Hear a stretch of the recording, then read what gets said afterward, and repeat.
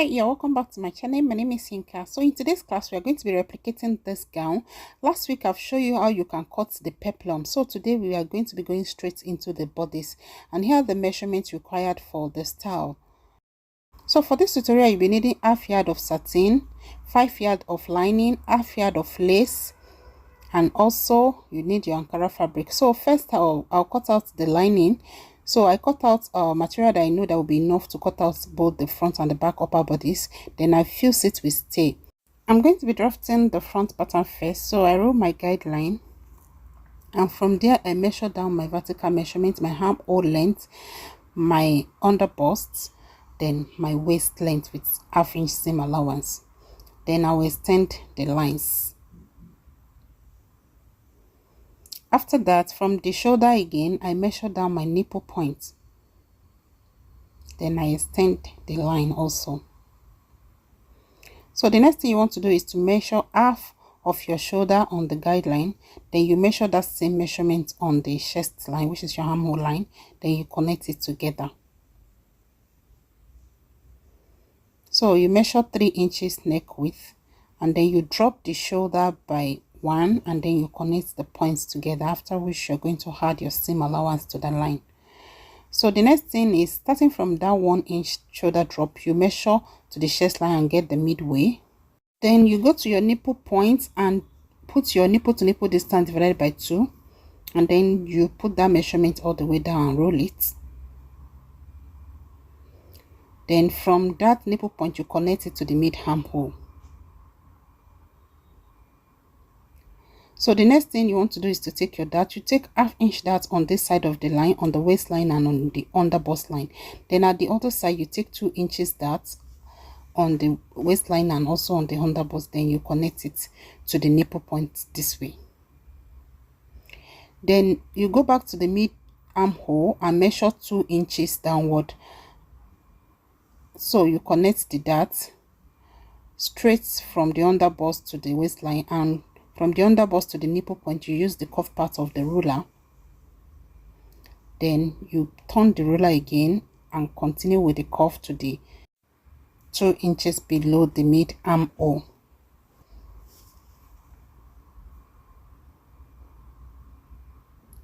Then you extend that curve 2 inches outside the mid armhole, and then you complete the armhole curve. So the next thing is to input your bust measurement divided by 4 on the chest line, and also on the waistline you input your waist measurement divided by 4.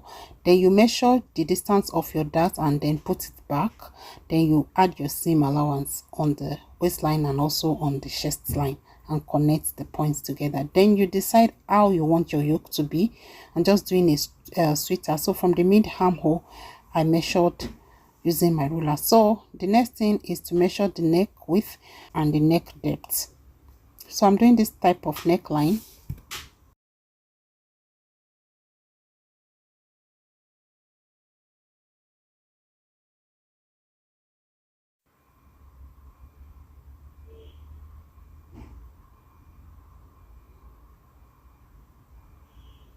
So I have 4 inches at this side, and inward like this I also have 4 inches.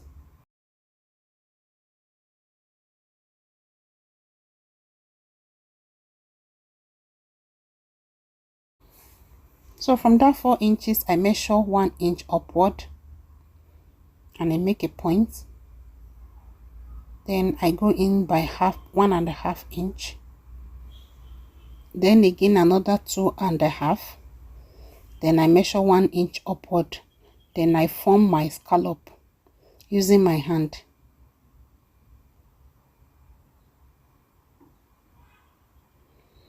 Note, you can do another type of neckline if you don't like this, but this is what is on the style, and I'm making it for a client, so I have to stick to what is on the style. Alright, so at the side seam on the waistline I come up by 1 inch and blend it back to the dart leg. So the next thing now is to fuse the satin with stay, and after that I'll cut out the pattern on the satin. So I place the lining on top of the satin after folding the satin into 2. Then I'll cut it out. So I've cut it out. I'll also cut the neckline. So this is the yoke. We'll be cutting this on the net, and we'll also be cutting lace for the satin. So for the satin, I'll just open it and put hemming gum on it. Then after that, I'll put my lace on top of it so that I can trace it out. So because the front is having lace, hence the reason for that. So this is how it looks after gumming the lace on the satin. I've also padded the bust area. I cut out my hairstay and put on it both the side piece and the center piece, and also on the linings. All right, so I'm going to be using this part now to cut out my yoke on the lace. So I folded the lace into 4, and then I placed the yoke on top of it, and I had my seam allowance at the bottom part, and then I'll cut it out. So I've cut it out. You can see this is how the yoke is looking. So you don't need that part again, you trash it. So if you open the yoke, this is how it looks, and then you have 2 pieces because you're going to be using one to line the other. All right, so I'm going to be drafting the back. For the back, you fold your fabric into 2, rule your guideline, and then you measure 2 inches for your zip allowance starting from the center, and then you measure down the length of your armhole and then your waist length minus 1 inch. Then you extend the line. Then you enter in by ½ inch on the waistline so that you can reshape the zip allowance to prevent bulging at the back of the zip. All right, so you also enter in from that point again by ½ inch.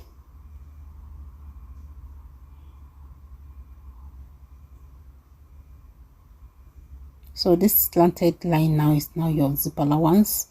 So input your shoulder measurement divided by 2 on the guideline, and you roll it to your chest line, that is your armhole line.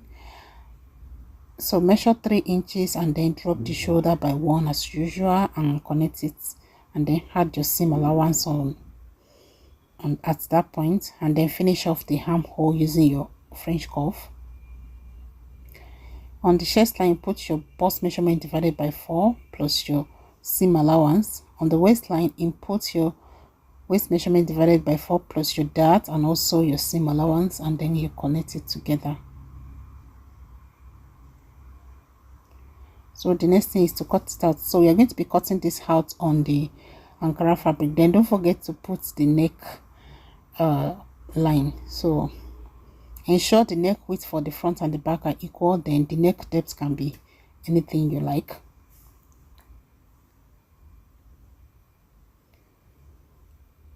So I fold my Ankara fabric into 2 and place the lining on top of it so that I can cut it out. So I've cut it out. This is the back part.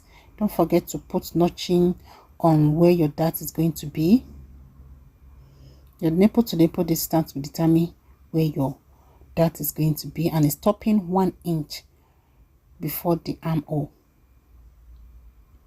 So you take your dart ½ inch on both sides of the line and connect it together.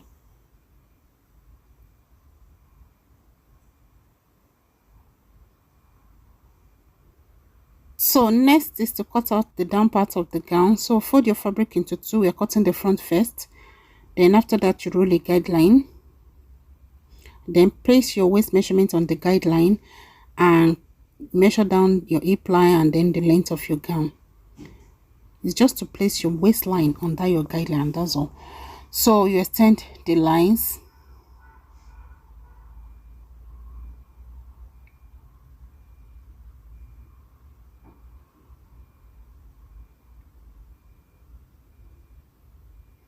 So on the guideline, that's going to be your waistline. So you input your waist measurement plus 1 inch for your dart and then your seam allowance.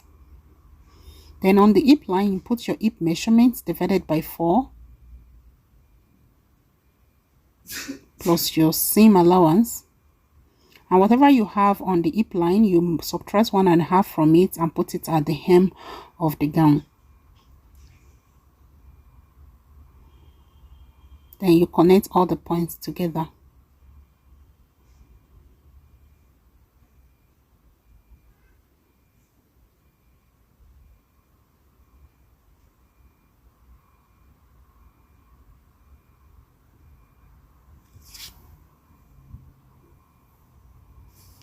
Then after that, you cut it out. So I've cut it out. I'm going to be using the front to cut out the back. So first fold another fabric into 2. Then you measure your zip allowance.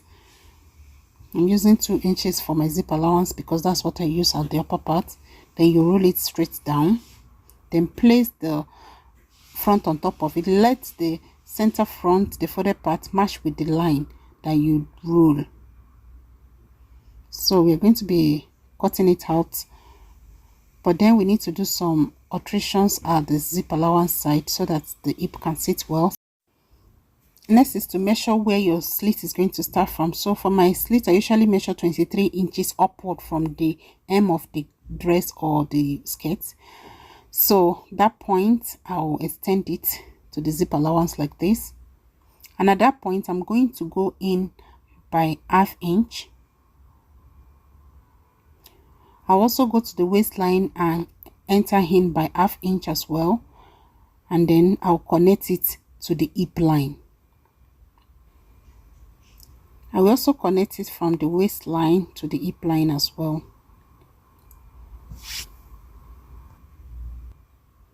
Then after that, we'll cut it out. So after cutting it out, this is how it looks. The next thing is to notch the position of your dart. It's your nipple to nipple distance that will determine where your dart is going to be. And ensure it matches up with the upper bodice. Then you'll also be using this to cut out the lining.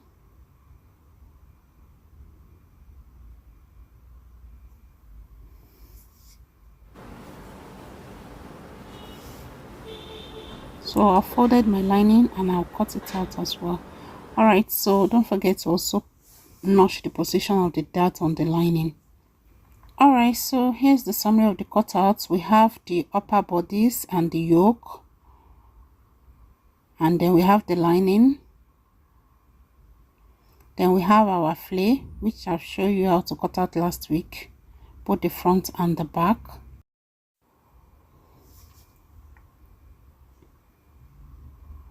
With lining also. Then we have my sleeve, which I cut out off camera because I believe you all know how to cut sleeve.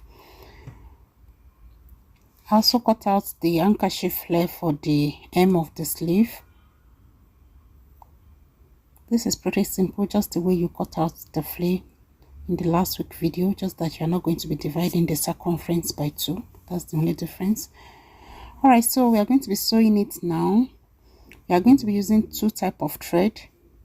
This one is going to be for the Ankara part because the lining is still green, so we need something that matches with the lining. And then we are going to be using the other color to sew the lace part. So at this point, I was finding it difficult to decide which color of zipper to use, but I eventually went for the teal green. Alright, so I'm going to be starting by joining the flay, and I've shown you how to do this last week.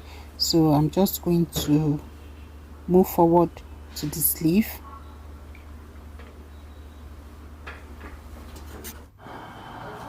Alright, so this is the flay. I've joined it and then I've torn it with lining.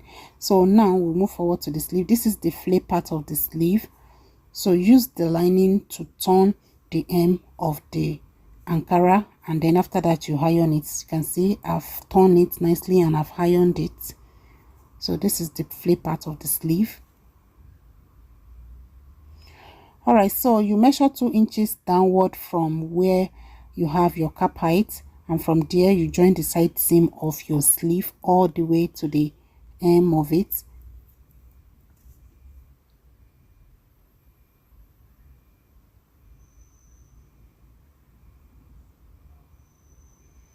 Then after that you turn it to the right side.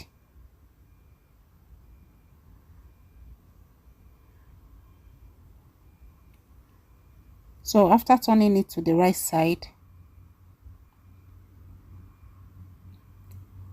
you bring the flay and then you join it together.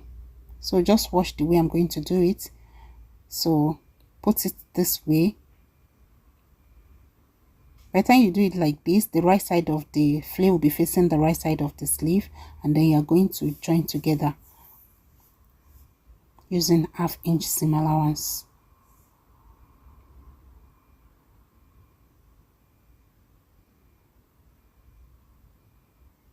Alright, so after joining it, it looks like this.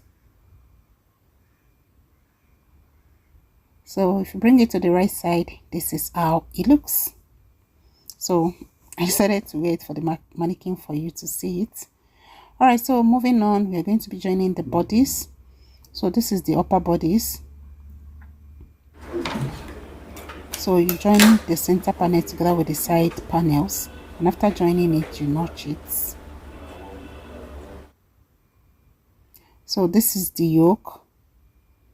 Use one to turn the other at the neckline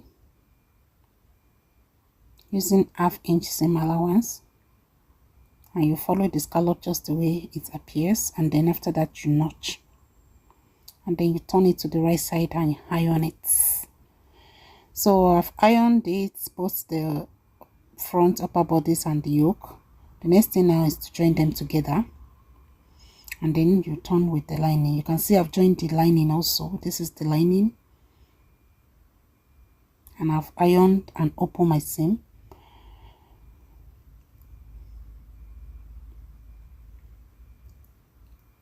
So place the right side of the yoke on top of the right side of the bodies, and then because it's having a deep V in front, the first step is to pin it at the front. You may want to notch it first and then you pin it.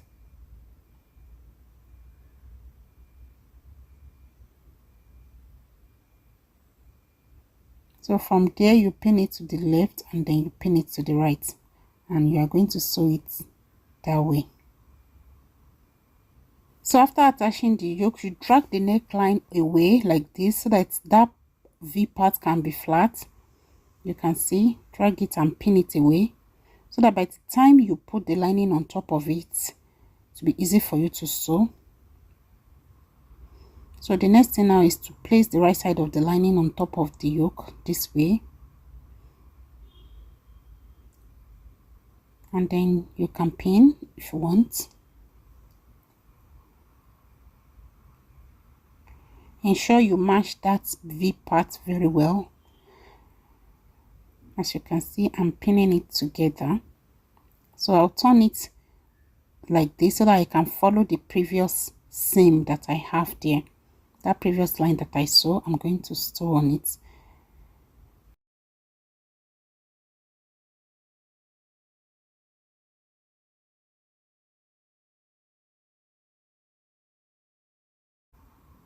Then after that, you take off your pin and notch.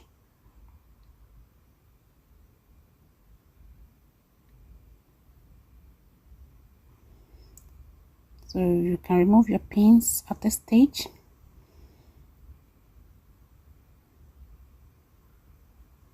So this is how it looks. So the next thing you have to do is to iron it. You can see from the right side it's looking this way, and then from the inner parts this is how it looks. Alright, so the next thing is to use lining to turn the side seam also. So flip it back and then you join the side seam together with the lining with 1/2 inch seam allowance. After that, you iron it. You can see how beautiful it is. See as the bust is standing beautifully well. And this is how it looks from the inside.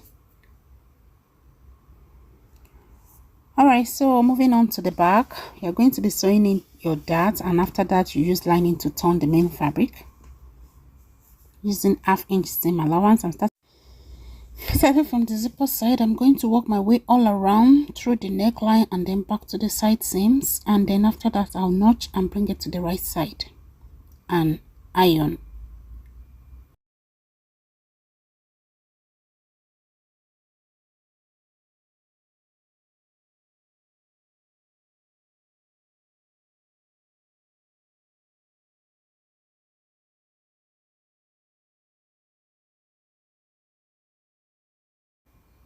Okay, so we have 2 pieces for the back.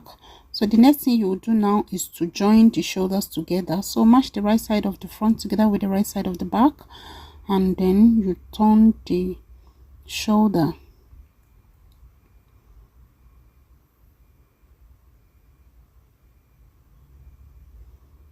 So I've joined the shoulder, and this is how the shoulder looks. Next thing is to attach your sleeve. Alright, so I've attached my sleeve. So the next thing now is to close the side using your measurement. So confirm your measurement and then you close the side.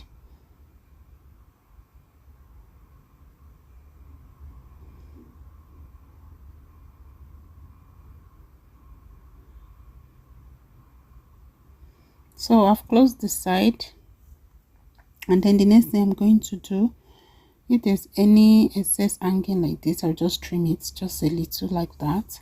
And then the next thing is to attach the peplum.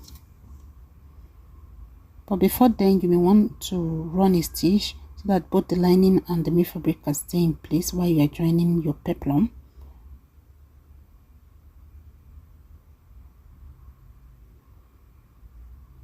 So match the right side of the peplum together with the right side of the upper bodice, and then starting from the zipper side, you join the peplum. If you do your calculations correctly, your lining, your peplum and your bodice will match very well. There will be no excess and there will be no shortage. But if you have excess, you complete it. Alright, so I think we're going to stop here for today because the tutorial is becoming unnecessarily long, and yeah. So I didn't be you're making your blouse is ready, just to attach your zipper at the back and then you're good to go. So we'll stop here for today. I'll see you next week where I'm going to be showing you how you can join this to the skirt part. Well, I may upload the video during the week depending on my schedule. See you next time. Bye.